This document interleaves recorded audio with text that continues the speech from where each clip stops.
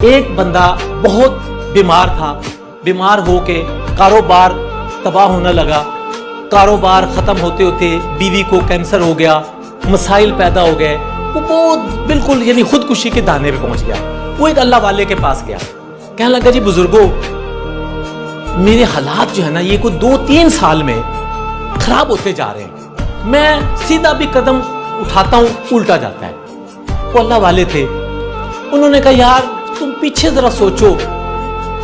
انہوں نے آنکھیں بند کی، سوچا، اب وہ صاحب کشف تھے، انہوں نے کہا تمہارے پاس کوئی نور محمد نام کا کوئی بندہ تھا؟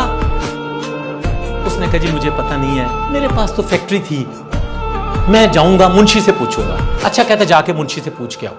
وہ چلے گئے، اس نے اپنے منشی کو کہا رجسٹر دیکھو یار ہمارے پاس کوئی نور محمد تھا؟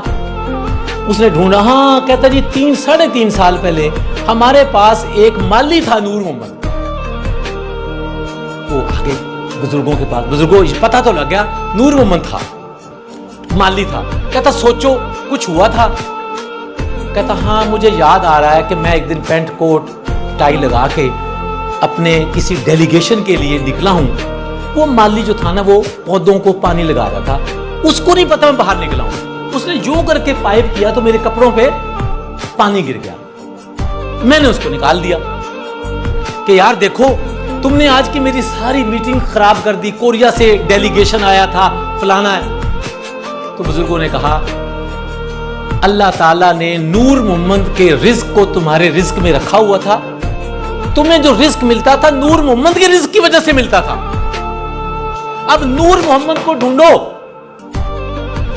بڑا پریشان ہوا گیا، اس نے کہا منشی کو یا نور محمد کا پتہ مجھے بتاؤ۔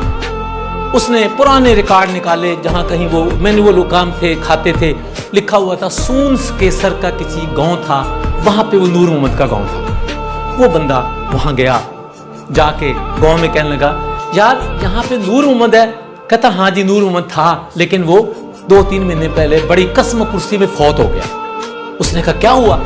اس نے کہا جی کہیں لاہور میں نوکری لگی ہوئی تھی، وہاں سے اس کا گھر چلتا تھا، ایک بیوہ اس کی بہن تھی، کچھ اور فیملی کے لوگ تھے، وہاں سے پیسے بھیجتا تھا۔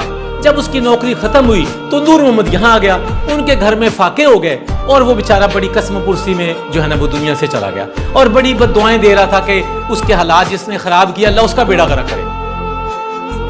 بس اس کو سمجھ آ گئی، بزرگوں کے پاس آیا، کہنے لگا بزرگوں وہ تو بندہ فوت ہو گیا۔ کہتا کوئی بات نہیں، کفارہ ادا کیا جا سکتا ہے۔ تو کہ کیا؟ انہوں نے کہا آپ ان کے جو زیر کفالت لوگ ہیں ان کی کفالت شروع کر دیں۔ چنانچہ انہوں نے کفالت شروع کی، اللہ نے حالات اچھے کرنے شروع کر دیے۔ یہ کالم اپنا جو ہمارے وہ جنگ کے کالم میں ایک بندے نے بالکل سچا واقعہ لکھا۔